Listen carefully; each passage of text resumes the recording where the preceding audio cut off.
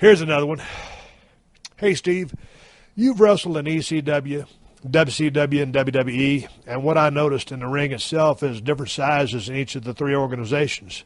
WWE's squared circle is big, ECW's was slightly smaller, and WCW's was smaller than that.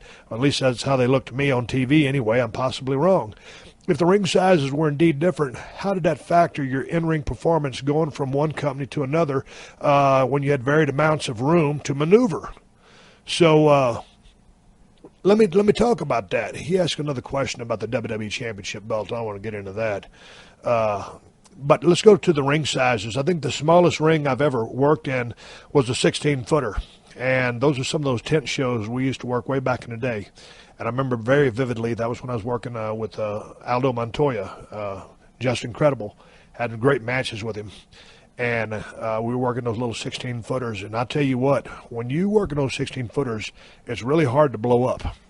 And that makes it that makes it a lot of fun because you're covering less space. Now, obviously, you can move with a lot of speed because as soon as you hit those ropes and you go to tackle a guy, you're there, he's there, and the impact happens. And so the high spots, you got to slow down a little bit because the ropes are so close. And if you're coming from a 20-footer, which is what we normally worked at in WWE on the big shows, you've got to slow things down a little bit because it happens fast just because you're in a smaller ring. The give and the forgiveness of those mats and those 16-footers was that was almost trampoline-like. Everybody says, oh, those rings are soft. No, they're not. Those rings are hard. It's so easy to get hurt. But those 16-footers were sweet. That was kind of like landing on a little bit of a trampoline type effect. Loved taking bumps in the 16-footer, and it sounded just like it was killing you. But the speed really happens. And then 18-footer, if I'm not mistaken, I believe that's what WCW was using at the time because it wasn't what WWF was using. And so, that 18-footer is pretty nice. And here's the thing. You work in a 16-footer, you get in a tag match, and if you're not really watching, how you're positioning your opponent, and that guy on the corner, he's got to short arm himself because if he's really hanging onto the corner and stretched out, he can damn near reach all the way across the ring and make that tag. So some of those 16-footers with respects to tag team action, really, you got to be really careful and keep that guy away from the ring. The same thing can happen in an 18-footer. I used to love the way that the Andersons, Arn and Ole, would cut off the ring, when they were getting a heat on somebody, and always prevent that from happening. And there's nothing worse than seeing a guy, especially when back in the old WWF days when they had the tag ropes, and I don't know if they still have them, and you'll see a guy holding the slack end of the far end of that rope, but alligator arming it because the guys are too close.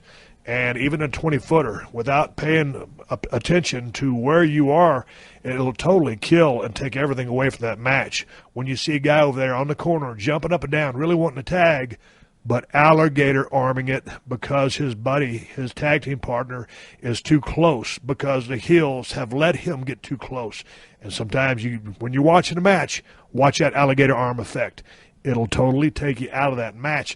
When I first came to WWF, I was in for the surprise of a lifetime because those rings down in WCW, those are pretty good bump rings too. And I was used to those 18-footers, and they were pretty sweet. They wasn't like that 16-footer. You still want to take a flat back bump. You still want to slap the mat. You want to land square. As we know, that doesn't always happen. But those 18-footers are pretty sweet to bump in. And I tell you what had happened was, and this is the word on the street, back in the day, WWF kind of had those real springy 20-footers, but Vince didn't like the way that looked on TV because it was just going up and down. And this was also the era of the Andre the Giants when Hogan was well over 300, one-man gang, all of those big guys. I mean, hell, half the territory was 300 pounds or better. And so they stiffened up those rings to take away that effect on TV. And all of a sudden, that's when I rolled in from ECW, and I started, taking a couple of bumps in those rings. And I was like, whoa, hold on for a second here, mister. Something's real different. These rings are hard. I'm talking about real hard. So in WWF, for a long time, those rings were snug as hell.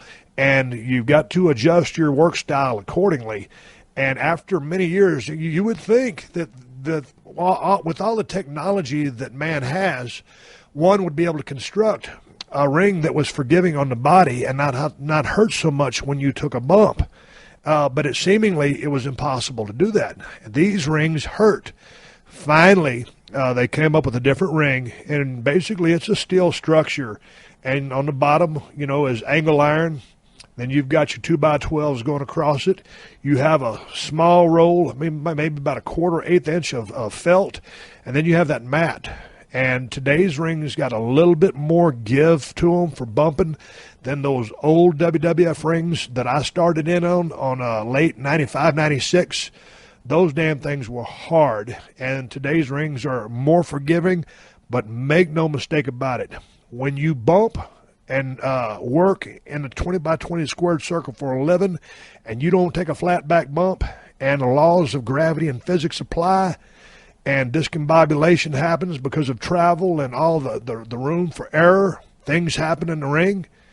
It's a rough way to make a living, and that's the bottom line on rings and how they are. But I think the guys, don't get me wrong, like I'm saying, there's no easy ring to bump in. And it was funny, because when I hosted Tough Enough back in 2011, whenever it was, eons ago, it was funny because all of a sudden you got Miss USA in there, Rima, and she was actually a really wonderful person. I had a good time talking with her. I don't know what she's doing now. But when you get some people in there who aren't used to bumping, it's like you either dig it or you acclimate to it or you're completely allergic to it. And I think she was allergic to it, because that ring, it's a monster if you don't know what you're doing. And if you take a bad fall on it, and it really scares you, so then you're even more precautious and more careful, and you can't do that. When you take a bump, you have to attack that mat and go flat and slap it. You can't try to protect yourself from it. You've got to go for it with gusto to protect yourself and stay tight. Anyway, that's just an old damn wrestling story. Let me get on.